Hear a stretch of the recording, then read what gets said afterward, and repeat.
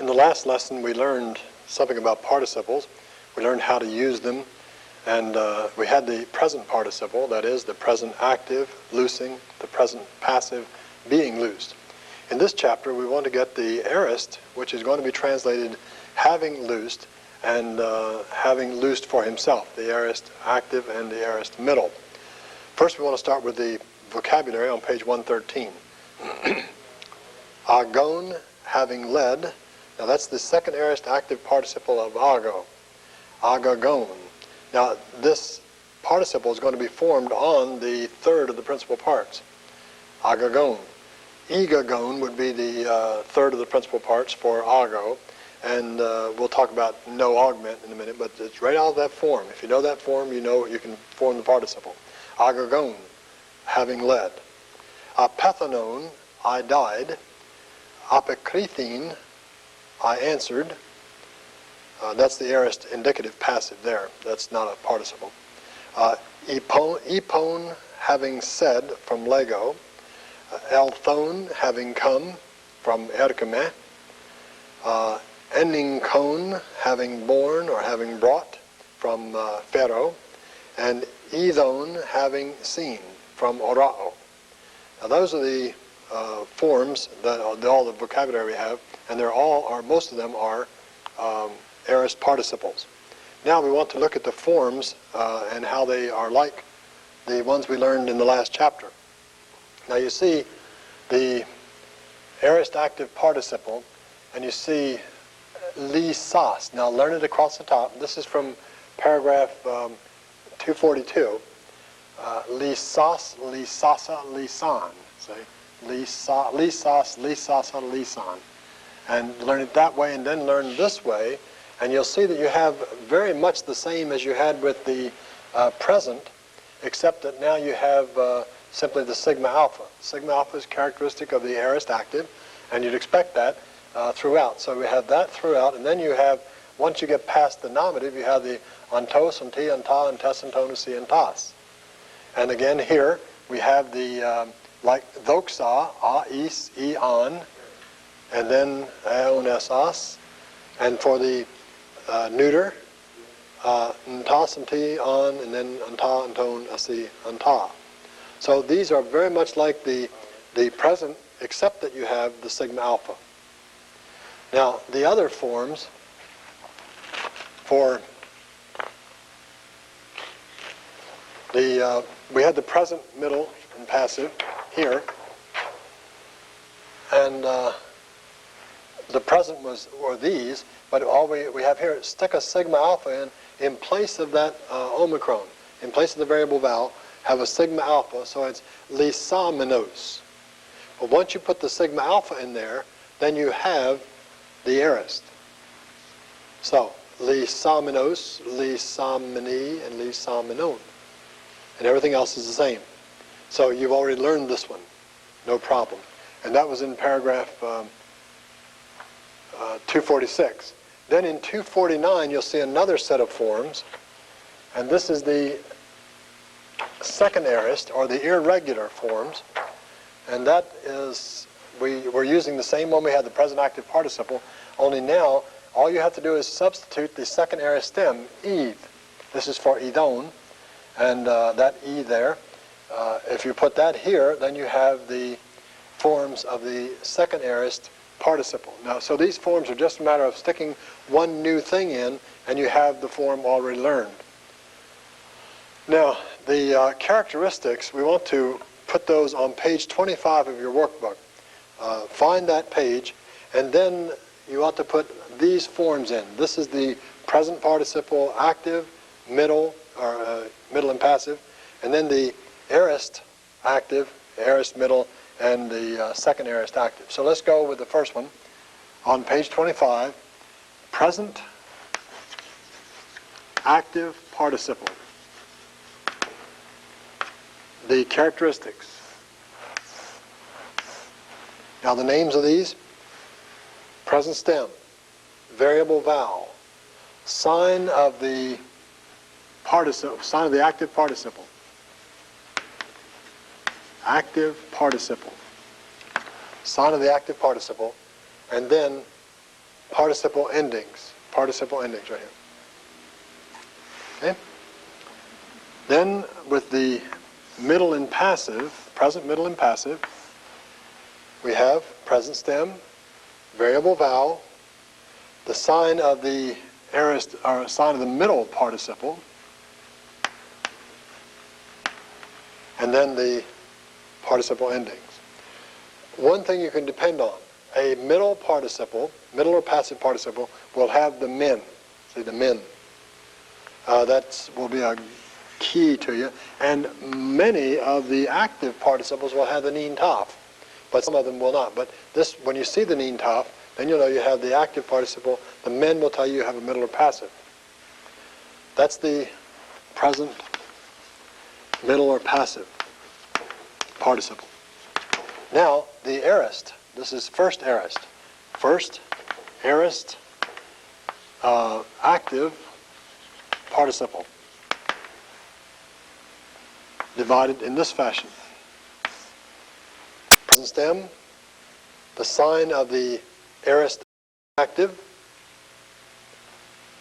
the sign of the active participle, just as you had above, and the participle endings. For the aorist middle, and this is only middle, just as in the indicative, the aorist has separate forms for the middle and passive. So this is the aorist middle participle. And I think by now you can figure out what these are. Present stem, sign of the aorist active. We can just call it sign of the aorist, I suppose, because it's not active. Then the sign of the middle participle, and then the participle endings. This one is the second aorist active participle. Second aorist. You see the second aorist stem. Second aorist stem, variable vowel, the neen taf, which is the sign of the active participle, and then participle endings. All right, that will take care of your page 25 for a while. Now, we want to look at the usages of the participle in chapter 19. I don't think we need to say more about forms, but in this chapter and many other chapters following, you're going to see the word like, L-I-K-E. Look at paragraph 243. Like the present active participle, the aorist active participle is declined according to the third declension in the masculine neuter and according to the first declension in the feminine. Those are things we've already shown you. But he keeps using like, and when he says like, he's saying, you learned this before, now learn it here. So, or now bring it over into here. Paragraph 244 says, the characteristic sigma alpha will be there because it's aorist. Paragraph 245 is very important. The augment, however, appears only in the indicative mood. Let me say that, stress that again. The augment is only in the indicative mood because the augment indicates time, and you only have time in the indicative mood. Otherwise, you don't have time differentiation between the tenses. So, no augment in the participle, no augment in the subjunctive that we got later, infinitive, in imperative, no augment. So, we won't have an augment. But we are looking for the third of the principal parts. Now, Leo is present, is Leo, and then Liso, and Edlisa. That's the third of the principal parts. Edlisa is the form from which we have formed our participle, but no augment. So it's not Edlisas, but Lisas. That's what he's saying there in paragraph 245. The forms are given in 246, and then in 247 he says the same thing, like it was before, now it is again. And paragraph 248, the sigma occurs again. Now in 249, we have the forms of the second aorist active participle, and then you see idon, and the epsilon has been taken off. The form for that he's coming from there is this form, idon. Idon. Well, when you make the participle, it's idon, taking off that there. And then you have to go to the participle endings, idon.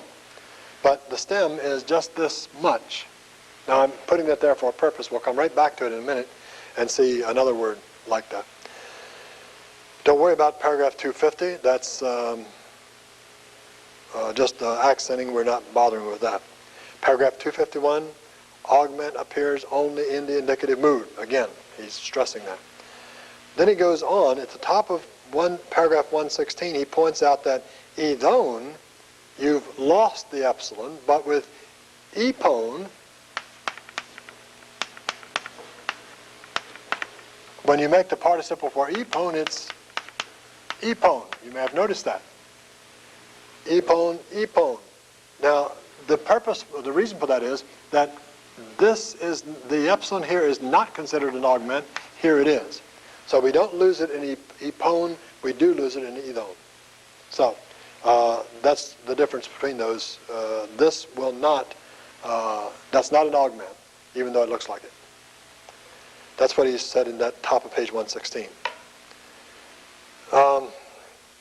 Other verbs like compound verbs, you have to watch because the augment in a compound verb is in the middle. And he'll take that out and put, you'll miss it there. But if you aren't careful, it won't be obvious to you. And that's in paragraph 252. So keep your eye on that one. Now the use of the participle. Remember the translation of the aorist participle for Leo is having loosed. Having loosed. Or the passive would be having been loosed. So we're going from there in the use of the participles. We said that in the present participle, the time of the participle, being relative to the time of the main verb, was going on at the same time. The present participle is going on at the same time, that action is going on at the same time as the action of the main verb. And so we used while. While he was saying these things, he saw the Lord at the same time. Now, notice paragraph 254. In accordance with the principle formulated in 233, which we just talked about, the tense of the participle is relative to the time of the leading verb. The aorist participle denotes action prior to the action denoted by the leading verb. So we're not going to be using while with the aorist, we'll be using after. He says use either when or after. Well, after is much simpler. So we'll use after. Instead of saying while he was saying these things, we'll now say, if it's an aorist participle, after he had said these things, he sees the Lord or saw the Lord. Look at the examples, top of 117. The apostle, having said these things in the temple, is seeing the Lord. And here he says, epon, the aorist participle, denotes action prior to the action denoted by blepi. So we would have to translate that after the apostle had said, but we'll see that in just a second. Number 2, epon tafta ap ilthen. Having said these things, he went away. Now the literal translation of the participle is possible. Having said these things, he went away, and that would get the idea across. However, it's better if we do it with a clause, and that's what we want to do with all of our exercises. Use a clause. When or after, forget the when. After he had said these things, he went away. So instead of while with legon, we'll say after with the epon. Now that's what he's saying there. Use after with the aorist participle, use while with the present participle. So now, we in the English, or in the present participle, translating that into English, we used saying. We said that was a translation of legon, saying. Now we're going to have with the aorist, epon, having said. Now, when I wanted to make this into a clause, all I said was while he is saying. And I kept that in its entirety. Now, when I say after he has, I can't say after he has having said. So with the aorist participle, that having is a part of the translation of the simple participle, but I have to take it out because the has or had or have, whichever helping verb I use, is going to take the place of the having. And so it would be after he has said. So keep that in mind. We'll take this out. This will be our translation. We'll use this in our English diagram. We won't try to do the clause in the diagram. We'll put simply, like we did saying in the English diagram, we'll use having said in the English diagram in our translations. But when we put it into a sentence, when we make it into a clause, we'll have to drop the having. So in our sentence, writing it out, we'll say after he has said. And that's one little wrinkle that we need to square away before we go on. All right. So, number 3, page 117. Having said these things, he goes away. Now, a better translation, he says, is after he has said these things, he goes away. After he has. Now look at number 4. They came to him after he had said these things. Now you'll notice that he's alternating here between has and had as helping verb. In number 3, he said, after he has said. And you'll notice that the main verb in number 3 is present. In number 4, he said, after he had said, and the main verb in number 4 is an aorist, pros iothon, an aorist. So a past time main verb we'll use had, a present time main verb we're going to use has, and I'm going to show you that in the workbook. And while we're doing it, I want to give you some review. So what I'd like for us to do is to just review the way we did the participles in the last chapter. First of all, when you see a participle, here's where you begin. Page 29 of your workbook. You say, what position is it? Remember that? If it's predicate position, it's not preceded by an article, then it is adverbial. It modifies the action of the verb and is. Number 1, diagrammed under the verb. Now we do this with the aorist just the way we do with the present. So we diagram it under the verb. And we translate it by the use of a temporal clause. See page 30. Now on page 30, we have some further instruction. We went through this and said, well, we use while he is. And we went down here to see why we use while, and we said we use while because the participle is present. Now, that's under A, said because the action of the present participle is seen as occurring at the same time as the action of the main verb. Then, B, this is for this chapter. Use when or after. I prefer after. Use after with the aorist participle because the time of the action of the aorist participle is prior to the time of the main verb. So I've included that in here.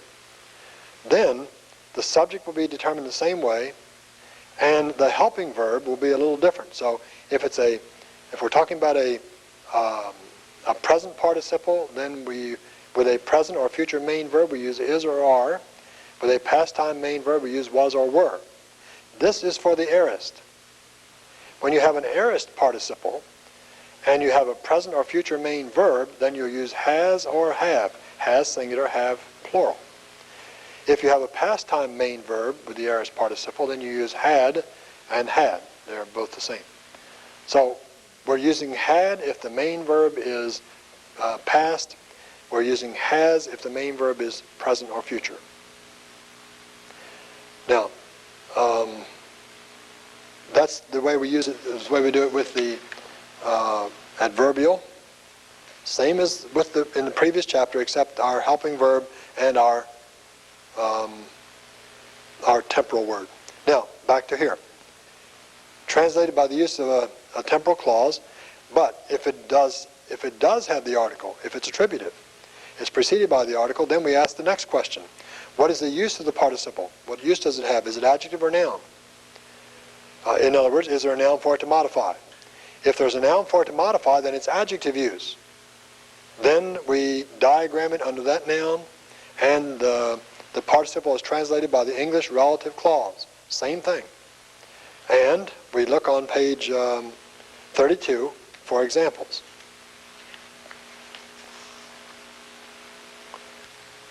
The Greek construction.